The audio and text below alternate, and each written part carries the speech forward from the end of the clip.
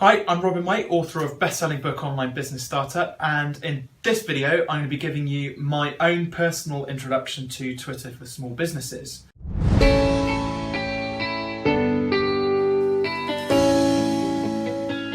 So the first thing I'm going to talk about is what your Twitter or tweeting strategy is going to be. At the moment you're limited to 160 characters. There's talk that they might be delimiting that. I don't know what impact that might have on what I'm about to say, but nevertheless at the moment it's 160 characters. And within that 160 characters you've got to write some very interesting, engaging content that's on a variety of different subject matters. So what I tend to say is look at your overall marketing strategy, and when you go out and talk to people, what are they interested in hearing? And typically these things will be, so you'll obviously want to talk about your business, it's the About Me page for your website. You'll be wanting to talk about your own products and services, the benefits and features of those, but equally you should also be talking about industry related news, maybe put some tips, like top tips, how-to guides up there, and some statistics that people are going to find engaging. So the difference between Twitter and Facebook and various others, well actually Facebook has hashtags. Twitter started the trend by using hashtags, and other social media channels have now adopted them. I think Google Plus has now got hashtags as well, so all of the major ones are using them. But hashtags are a way of grouping tweets. It's kind of like putting it into a categorized box, if you like. Key thing about the Twitter strategy is to post regularly, because Twitter works on a timeline. So when you first tweet, it appears at the top of the timeline, and gradually as other people tweet, it'll get pushed down and pushed down and pushed down and disappear off the bottom. So if you start using like trending hashtags that are really popular, loads of people are posting about, it's not going to go like that. It's going to go straight off the bottom. So what you need to be doing is posting regularly so that your posts end up being, appearing at the top of Twitter. Now, if you post too often, it's going to get boring for the people who are following you. So have a plan to maybe post, 3, 4, 5 times a day, probably any more than that, and you are going to start to bore people a little bit. And equally, those 4 or 5 posts, you don't want to post them all at 9 o'clock. You want to spread them out over the course of the day. That sounds like a bit of an onerous task, and there are ways to automate that process. So if you look at social media automation tools, my favourite ones are things like Hootsuite, Buffer, Sprout Social. MeetEgg is my all-time favourite one, because you can build a library up and it just chucks stuff out forever and beyond, even if I get hit by a bus, which is great. Well, not if I get hit by a bus, that's not so great, but the fact that it publishes stuff for me if I get hit by a bus, that's great. So my second tip is based around who you should be following. Now there's so much noise out there at the moment. It's a common mistake for people new to Twitter just to go out there and follow loads of irrelevant people. So I tend to now follow people who are within my industry, interesting people who are going to be publishing interesting content that I would actually be interested in reading.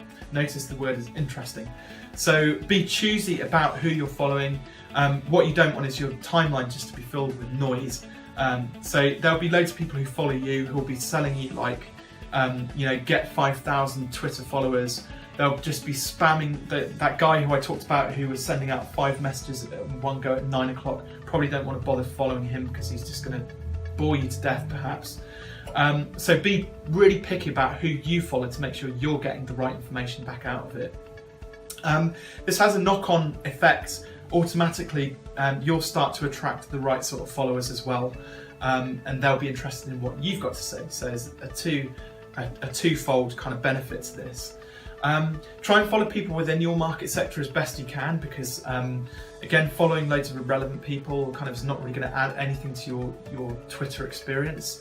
And before you follow the user, go and have a look at their bio. It's easy just to go, oh, I like his photo, I'll follow them, but go and have a look at the biography and see what sorts of things they tweet about, because it will give you a good idea about the sort of person that you're about to potentially follow. With Twitter, it's really important because it's like a little microcosm of information. Making sure that your brand and identity is really clear on that page, and you basically have like 2 or 3 opportunities to get your brand put out onto your Twitter profile. So you've got the main banner image, which appears across the top. You've got your little avatar pic, which appears within the banner. you'll have your company name or your personal name in there, your website address, and maybe a short biography. So there's 5 key bits where you've got to get that your own brand identity across and make it look really cool.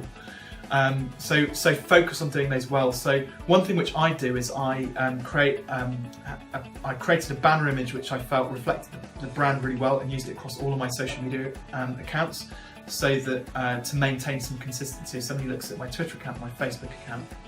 Same goes for the avatar. So this could either be your company logo or it could be your personal headshot, but again, make sure it's consistent across all your social media platforms. The 4th question I very often get asked is about whether somebody who works within a business or organisation sets up an account specifically for their business or for their personal profile. So I think what you've got to ask yourself is, what's my core business strategy here? Am I promoting me or my business, or do people come to my business because they through me, or what's the link there?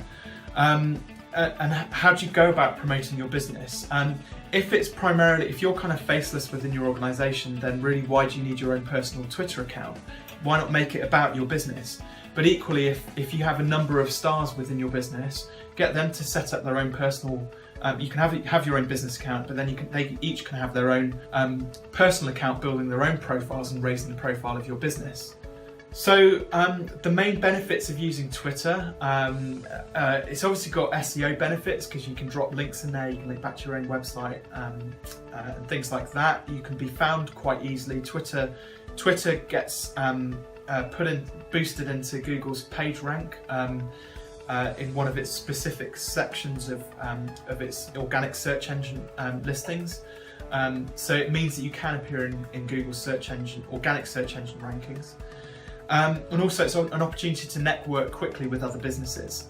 The downside to Twitter, I find that there's only so much you can get into those 140 characters or 160 characters initially, and there is the potential, as with all social media platforms, for employees to misuse it.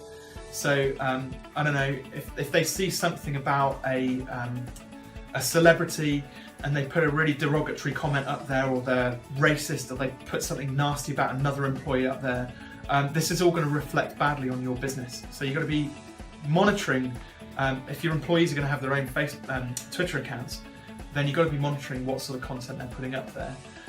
Twitter's also looking to heavily monetize areas of its service, and this could have a negative effect on it. And there's a lot of trolling which goes on in amongst Twitter. So trolling is people just being really negative about you, your business, and the sorts of things you're commenting on. It can make you feel very bad, but again, it can have if somebody's putting I don't know, what appears to be a testimonial up there, a negative testimonial up there, they may not actually be a customer, and that could have a detrimental impact on your business. So just to summarise those key points, create a strategy for a Twitter strategy for your business. Think about who you're going to follow and who you want to follow you. Ensure your brand and identity is really clear and obvious on your Twitter page. Decide whether it's going to be business or a personal Twitter account. And then obviously I talked about the benefits and the drawbacks to having Twitter. Weigh those up and how much of a positive impact that's going to have on your business.